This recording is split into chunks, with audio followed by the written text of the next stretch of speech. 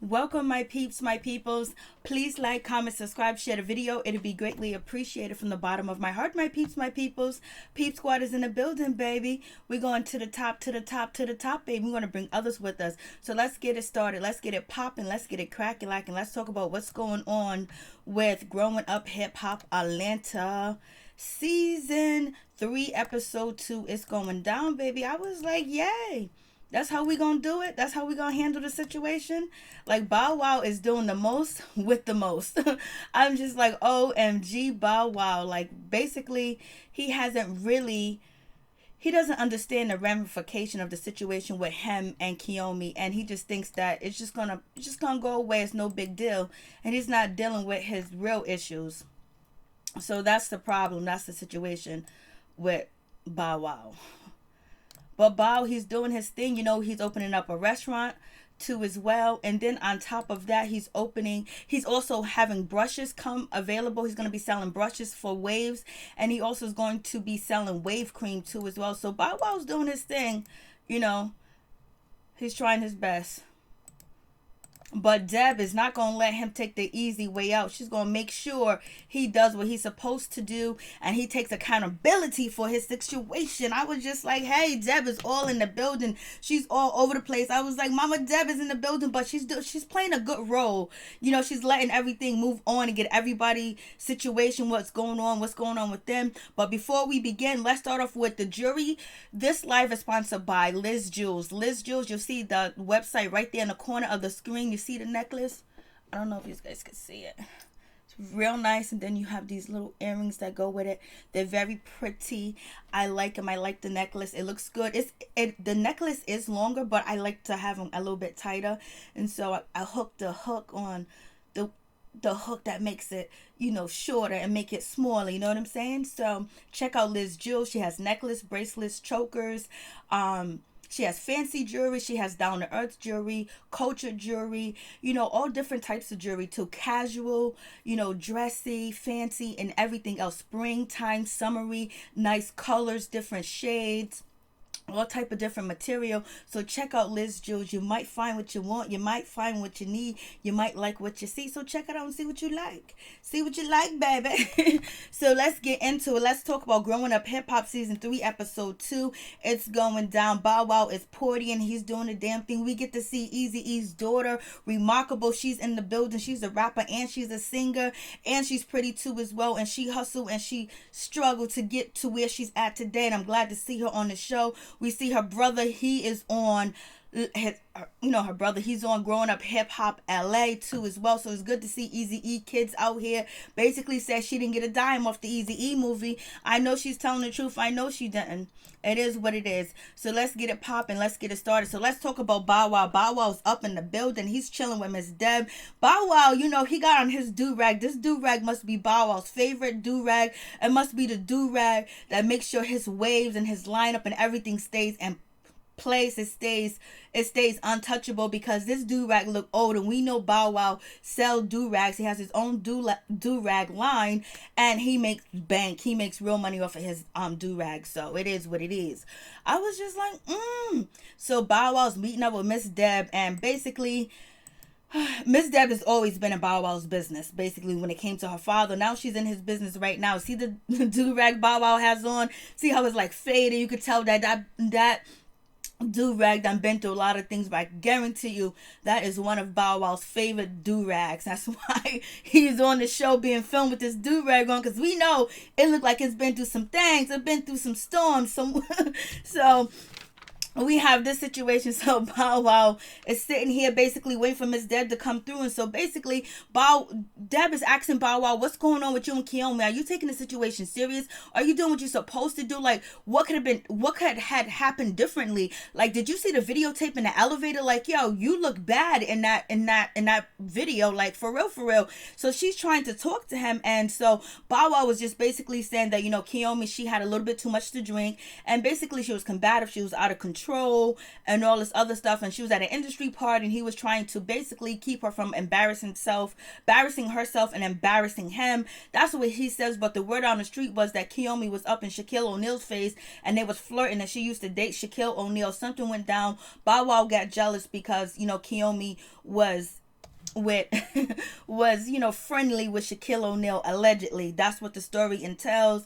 And so as they leave, Bow Wow says that he was trying to get his keys from Kiyomi and everything. She had his keys, and he said he didn't do anything wrong. Like, he wasn't upset, he wasn't mad, he was just trying to get his keys from her. And then Deb was like, yo, but you taking off your jacket, look at you all up in her face. Like, and Deb is like, how do people know that you're trying to get your keys from, Kiyomi? And so basically, he was but Bow Wow sticking to his story that I didn't touch her, I didn't put a hand on her or anything like that. She was like, but why are you taking your jacket off? Why are you up in her face?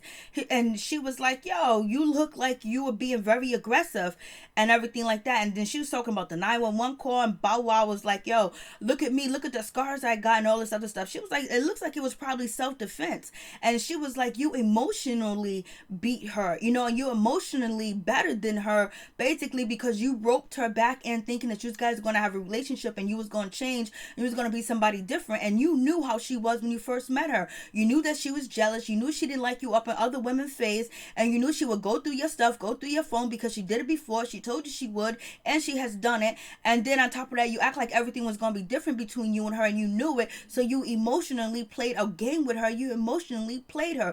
Bow Wow, do you get it? He was like, no, ma'am.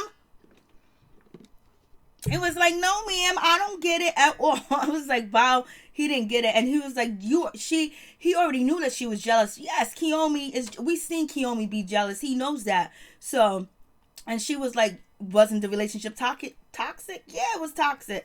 And basically, she's trying to get Bow Wow to admit, he did some wrong in the situation. Bow Wow said, well, only thing I probably did wrong was maybe, because I was trying to get my keys, or I yelled at her, I said some bad things to her, or whatever. And then she was like, that's not the point. The point is you're not owning up to what you're doing, because basically Deb is trying to get Bow Wow to see, if you don't learn from your mistakes, you're going to continue to repeat your mistakes. You're going to get into the same relationship with the same type of girls, and you're going to but Kiyomi's not a bad girl in my opinion. Bow Wow knew that she didn't like to be played, and she didn't like jealousy. I mean, she didn't like for him to be all up in women's face and stuff like that, especially with her. And and he did the most.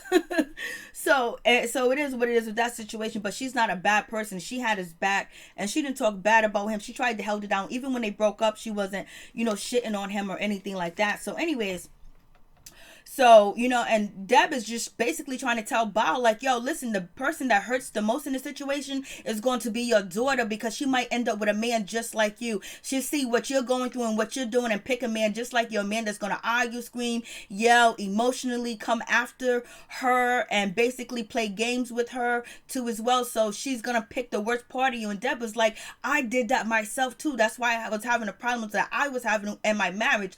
And it kind of hit Bow Wow a little bit that I'm pretty sure Bow Wow doesn't want, his daughter to date a man like him. And the way that he treats women, how he picks them up and throw them away too as well. Even though Bow Wow boasted about he treat his women good. He feed them, give them food, get them drink, get them everything. He treat them nice. But she was like, you don't want it to come back. And because then, Bow Wow was like, what about R. Kelly? He's not in jail. I ain't in jail. She was like, yo, do you want women to come down the line 30 years later and talk about how you did them and how you treat them? You don't know how the game is out here right now. The shit done changed. You got the Me Too movement. You got Bill Cosby in jail. You got Harvey Weinstein chilling. You got Matt Lauer still out here chilling.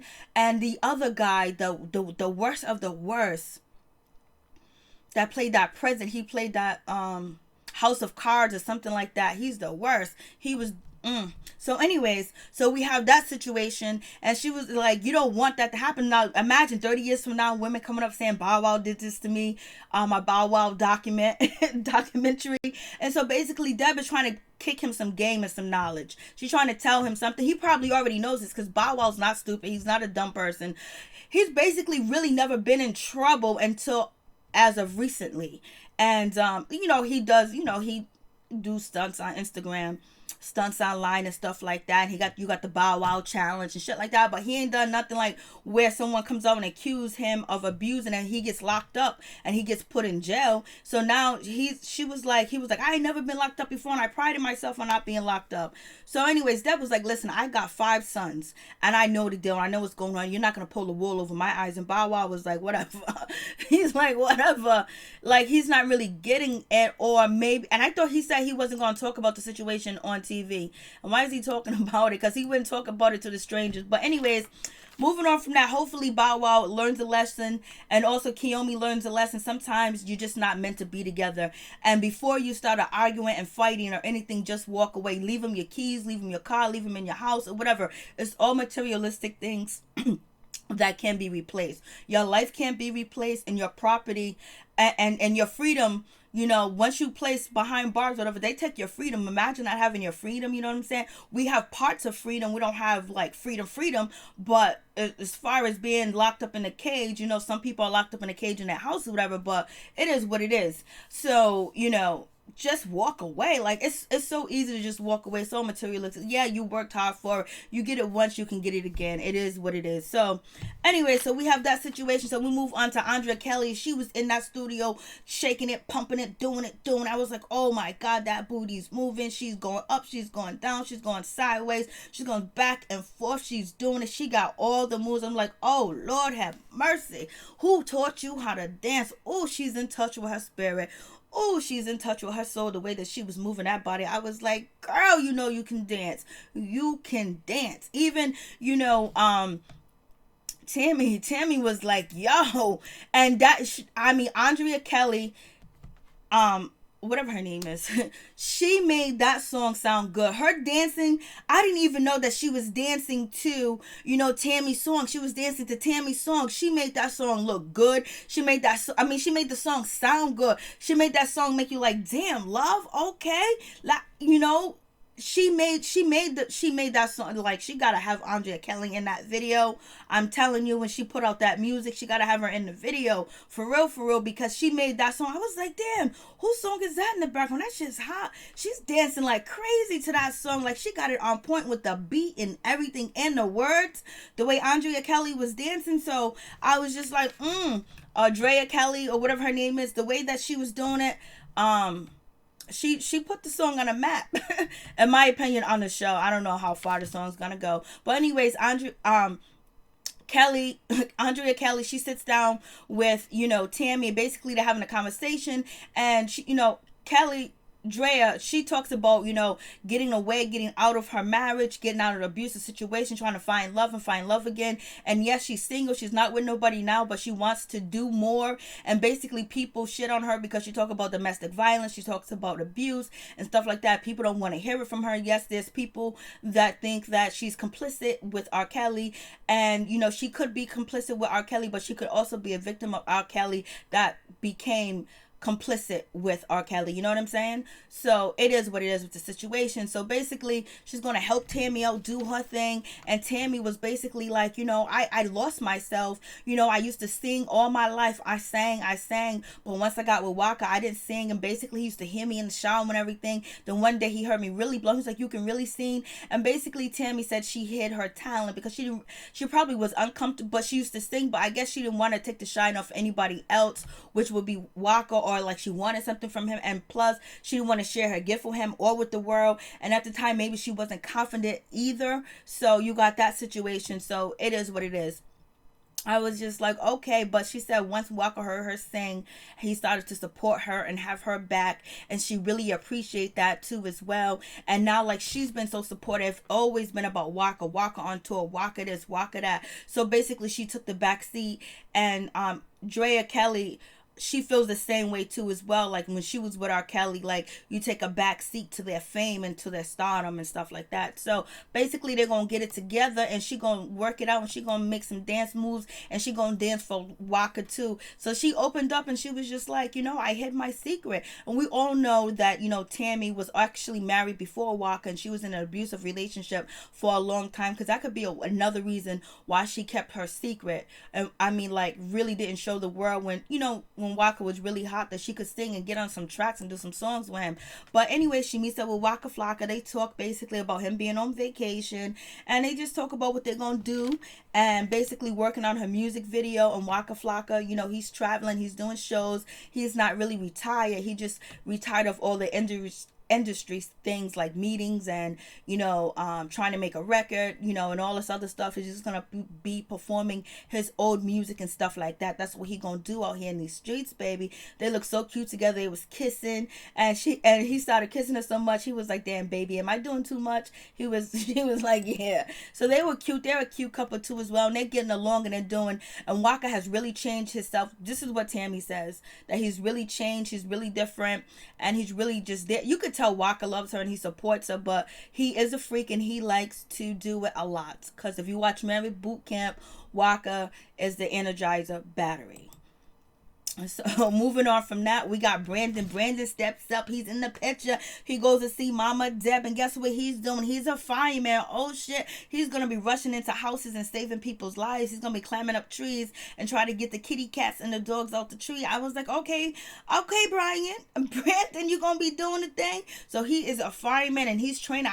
What happened to talent development? What happened to vocal coach? What happened to all that? He was supposed to be the Don Juan of this. You know what I'm saying? He was going to be teaching, you know, Regine and and T.I. and Tiny's daughter how to sing, how to do their thing, artist development. But yeah, he's a fireman. Okay, we with you, Brandon. Do your thing, Brandon. We with you. He meets up with Deg. Deg got on her blonde wig. She's back in the 60s and the 70s. She's Superfly's mistress in this take right here. She's chilling. She was like, let me pump on this blonde wig. And Deb, where's your man at? Last season you had a young new boo thing. Where's your young boo thing? Wendy Williams got her boo thing. Where's your boo thing at, Deb? You had a young man last season. Where is he at? Is he hiding?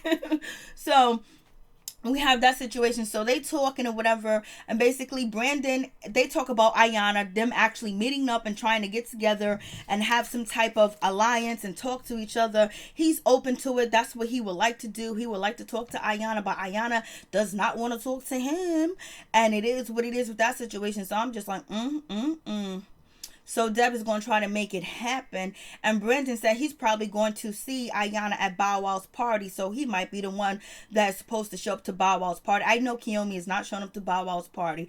If she does, there's no restraining order. It's all bull crap. So I think it's either going to be Eazy-E's daughter or it's going to be Brandon that's going to show up to Bow Wow's little party. Like, it's mostly all women at the party. This is Bow Wow talking that he's scared. He don't want to go to jail, baby. He don't want to get in trouble, but he ain't worried. He ain't sweating shit.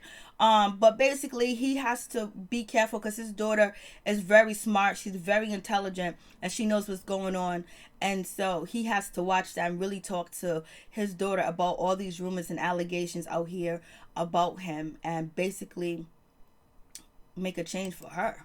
That's what Deb was saying. You don't want her to get with a man like you where she can't get out, or she get with a man like R. Kelly and she can't get out, baby. So we get, Bow Wow, he meets up with his lawyer. Basically, his lawyer tell him there's no communication. You can't talk to each other. You can't text. You can't, follow each other on IG. You better unfollow each other now. There's no form of communication. There's a restraining order, and basically the case has been continued, and it could be continued for 6 months, a couple of months, or a year. What happened to a speedy trial? I would want a speedy trial. What happened to a speedy trial, baby?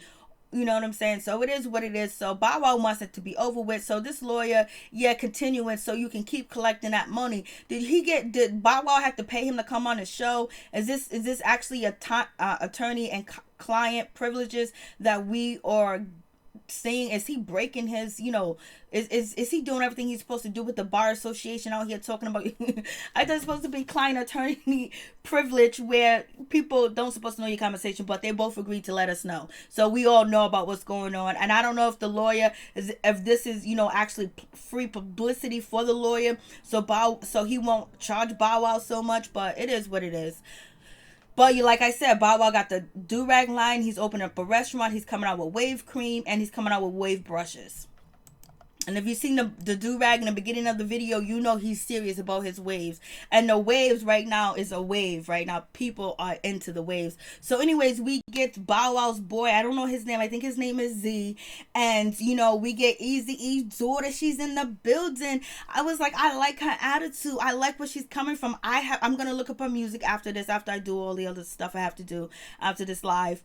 And see what she's all about, because she says she can rap and she can sing, but she is late or whatever. So I'm glad both of Eazy-E kids is on, you know, Growing Up Hip Hop. One is on Growing Up Hip Hop Atlanta. The other one is on, you know, this one. Hey, what's up, poor Bow Wow? The only time anyone mentions him is when it's negative. He needs a hug and several seats for a while. He needs to come to my church and get some mentoring from some of the men. Thank you, Betty Bradley. Thank you so much. Yeah, I just put out a video about Bow Wow, which was positive, because I like Bow Wow, but I just understand his mental, like from his childhood. You can tell like he hasn't really grown, and he had a bunch of vultures around him his whole life. You know what I'm saying? He always had to be on performing, taking care of everybody. Thank you so much, Betty Bradley. God bless you abundantly to you and your family. And thank you so much. I appreciate your kind words. Straight up and down, my peeps, my peoples. So we got Eazy-E's daughter. She comes through. And she's singing here, she's telling us her story. You know, her story is that people used to mistreat her when she was younger, when she was like 5 years old, because, you know, people really wasn't educated about HIV and AIDS. And since allegedly her father died of HIV and AIDS, or AIDS or whatever, people wouldn't let her eat off of their plates, their cups and stuff. They kind of like isolated her. She was born and raised in Atlanta. Eazy-E met her mother in Atlanta or whatever, but this young lady has been homeless. She's been out on the street. She's been in group homes. She had to hustle, do whatever she had to do to make it and survive. And basically, she never seen any money or anything from, you know, Eazy-E estate, because we all know what that went to, and we already talked about that plenty of times. So, you know, she's out here hustling and grinding, doing her thing. And basically she's with Bow Wow's boy, and Bow Wow's boy just got a job at the radio station where he can actually interview artists. But Bow Wow's boy got a good job. You know why? Because every time he's having a club event, all he got to do is call Bow Wow to come through, and Bow Wow will come through. And you know, everybody that's a club promoter, they want to have a celebrity or a star or somebody that's hot in the street in their club. So then we get on to, you know, DJ Hurricane is in the building. He's with Mama Deb, but Mama Deb is making her rounds, talking to the kids, making sure they're doing right, making sure they do what they're supposed to do, because she wants to know what's happening, you know, and it is what it is. But and she wants to talk to Ayana, but we find out that Ayana and Amy are living together, and they got a nice apartment and everything, and it's going down. And basically Ayana is a stay-at-home, you know, wife, because, you know, her clothing line is not going anywhere. We could have told you that, girlfriend. And then on top of that, she do have a YouTube channel. She does makeup, and her girlfriend Amy's out here making that bank, making that paper, making that cheddar, where they're living in this nice house. Because DJ Hurricane was like, this house is nice, look at the cabinets. I could have sworn this was Regine's, you know, old house, her and Zanique old house. I could have sworn this is their old apartment. Looks just like it. But anyways, it is what it is. So they staying in this nice apartment. It's looking good. DJ Hurricane got dressed by his wife. Deb came through to make sure that, you know, Brandon and Ayana meet up. And Ayana was like, yo, listen, I am not dealing with Brandon because he lied on me. I told him personal secrets, and he went back and he told people, so I'm not gonna forgive him. And Deb is like, okay. But Deb was funny when she said to Ayana, any, mini, mighty, mo, pick a hobby by its toe, because, you know, Ayana had, you know, the fashion clothes line. She had and now she has the YouTube channel. Now she's doing makeup. She stay at home. She's doing all this other stuff. And so, but Deb is there to say, hey, listen, have you talked to Bow Wow? And she was like, you know, not really, but yeah, he's having an event. But you know what? He's not getting the picture because he is complicit. Nobody's saying that Bow Wow is totally Bow Wow's fault. You know, no one's saying that Kiyomi's not to blame either, but he's not taking accountability for what happened, because if you don't, it is likely to repeat itself. And Deb is like, she's on Bow Wow's ass like white on rice. Let me tell you, she's on his ass, boy.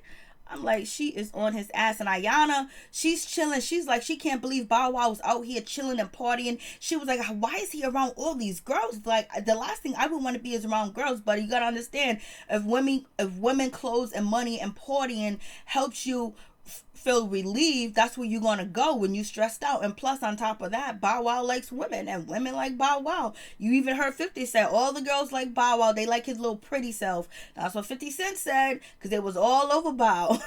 50 sounded a little bit jealous when he was on the IG talking about Bow Wow or whatever. But anyways, that's Bow Wow's norm. He has to get out of his norm and get into something else. And like, Betty Bradley said, he needs to go to church. He needs Jesus. He needs Allah. He needs everybody. He needs the Most High. And then on top of that, he needs to get some counseling and some therapy, because there's some adults in his life that really triggered him and hurt him, and he hasn't got over it.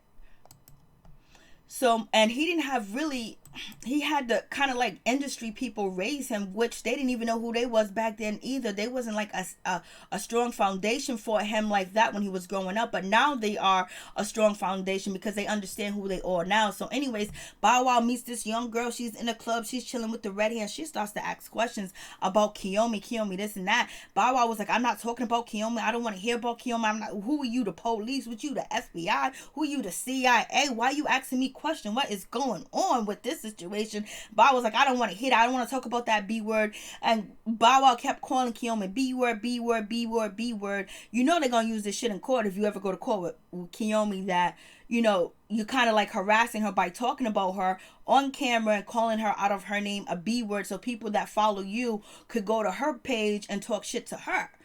Because people do have stands out here. People got stands out here. You heard the Eminem song. So anyways, there's supposed to be somebody coming through to Bow Wow's party that we don't know who it is, but they coming through. So it's either going to be Eazy-E's daughter, it's going to be Brandon. I don't think it's going to be Kiyomi. I don't think they're going to do that. So that's it with the review. I would like to let you guys know, please, if you like this jewelry, check out Liz's Jewels. She has sponsored this live. These earrings too as well. Check out the earrings and check out the necklace. It's longer, but I make it shorter. You can check out her website, lizjewels.com. It's in the corner. Check her out. Look at what you see. You might find what you like. She got everything there. Everything is there. Everything you need. Everything you need and everything you want. And it's lead free. It's free of all types of chemicals and all types of stuff like that. It's A1, because like I'm very sensitive to a lot of things, and I try to be as natural as possible when I buy shit and purchase shit. I try to be very natural. So anyways, thank you guys for coming through. I really do appreciate it. Thank you, Betty Bradley, for coming through. God bless you and your family. May you guys be prosperous as well, and blessed with abundance. Thank you guys for tuning in. I really do appreciate it. Peep Squad is in the building, baby. Please hit that like button, comment, subscribe, share the video. It'll be greatly appreciated from the bottom of my heart, my peeps, my peoples. Peep Squad is in the building, baby. We're going to the top, to the top, to the top, baby. We want to bring others with us. So you guys have a wonderful rest of your week. May you be blessed. May you be at peace. R.I.P. Mike, much love to you. I'm signing off. Thank you guys for coming through. I do appreciate it. Please hit that like button, babe.